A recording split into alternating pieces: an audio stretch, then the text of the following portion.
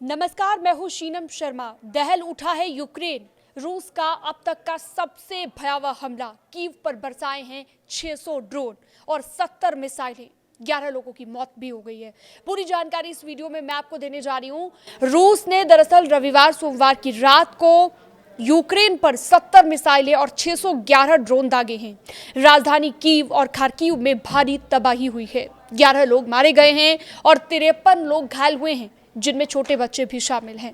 Kyiv की 1000 साल पुरानी ऐतिहासिक धार्मिक जगह कीव पेचेसर लावरा को भी नुकसान पहुंचा है।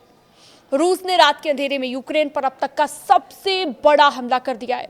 सैकड़ों ड्रोन और दर्जनों मिसाइलें दागी गई, जिसमें 11 लोग मारे गए और 1000 साल पुराना एक मशहूर चर्च भी जल गया।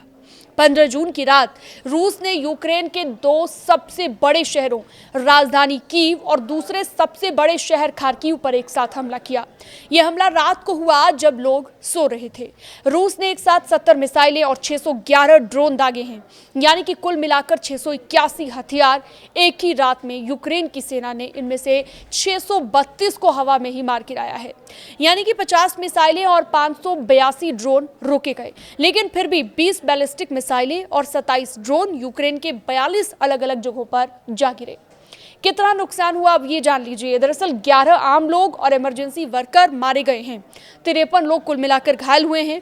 कीव में अकेले 5 लोगों की हुई है मौत और 30 से ज्यादा लोग घायल हुए, जिसमें 5 और 6 साल के 2 छोटे बच्चे भी शामिल हैं।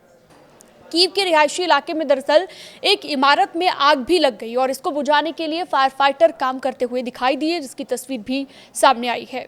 कीव में क्या क्या तबाह हुआ है ये भी जान लीजिए। कीव के एक इलाके में 30 मिनट से भी कम वक्त में 5 बार हमले हुए और एक 25 मंजिला अपार्टमेंट बिल्डिंग पर हमला किया गया। एक बाजार और एक किराने की दुकान में भी आग लग गई। ओबोलोंस्की इलाके में 9 मंजिला रिहायशी इमारत सीधे निशाने पर आई। आसमान में काले धुएं का गुब्बार छा गया, बादल छा गए और कीव में जोरदार धमाकों की आवाजें गूंजती रही। लोग अंडरग्राउंड शेल्टर में छुपते रहे। सबसे बड़ा नुकसान हुआ है, 1000 साल पुराना चर्च जल गया।